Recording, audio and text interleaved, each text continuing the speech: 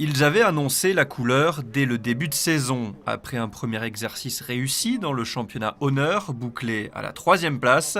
Cette année, l'objectif était clair, la montée en Fédéral 3. Quand on déclare clairement ses ambitions, on est attendu chaque week-end et il faut assumer. Et l'AS Monaco Rugby l'a fait, et de quelle manière? Meilleure attaque avec 667 points marqués en 17 matchs et 13 bonus offensifs. Meilleure défense avec 3 petites défaites à chaque fois par 1 ou 2 points d'écart. Les joueurs de Luciano Orquera réalisent une énorme saison. Les Monégasques ont déjà validé une montée historique en Fédéral 3 avant même la fin de la saison et le dernier match de la phase régulière face au Mourillon le 7 avril. On est super content déjà d'avoir arrivé à cet objectif avant la fin du championnat. Donc c'était dur, c'était pas facile. Mais les joueurs, je pense qu'on a un effectif qui pendant toute l'année il a maturé, il a su comprendre tout notre système de jeu.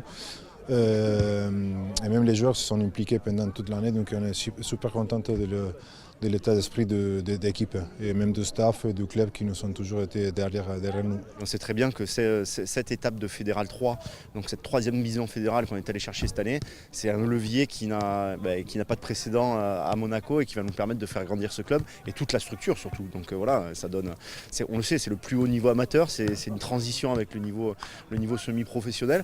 On a construit ces victoires avec des joueurs aussi qui sont des joueurs amateurs, qui ont des métiers à côté et qui sont allés au bout d'eux-mêmes entre guillemets pour aller au plus haut niveau de ce qui peut se faire avec des gens qui ne s'entraînent pas 5-6 fois par semaine. Donc déjà c'est respectable, je suis très content pour eux et ça fait aussi des objectifs pour nos jeunes qui vont avoir à cœur aussi de jouer à ce plus haut niveau amateur. Cette année, le danger vient de partout. Monaco a marqué beaucoup d'essais d'arrière avec ses 3 quarts. La récompense du travail des avants qui ont répondu présents dans le combat, permis d'avoir des ballons propres à jouer et se sont parfaitement adaptés au jeu de mouvement prôné par les coachs. Ce qui a beaucoup aidé, c'est déjà tout le travail qu'on a fait l'année dernière sur la cohésion, sur la liaison. On a pas mal bossé ensemble, donc le groupe se connaissait un petit peu. J'ai rajouté quelques joueurs que je connaissais personnellement, qui venaient de Nice ou d'ailleurs, qui ont vraiment apporté, qui ont su apporter leur expérience, leur poids, et ensemble, vraiment, on a créé cette aventure.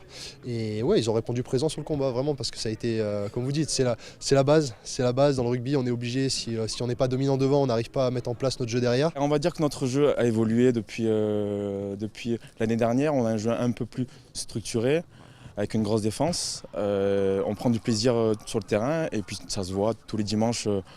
On met des gros scores, donc ça prouve l'état d'esprit de l'équipe et du club en général. Une saison exceptionnelle donc qui n'est pas encore terminée puisqu'après le dernier match de championnat face au Mourillon, Monaco a encore de belles échéances, la finale régionale puis les phases finales.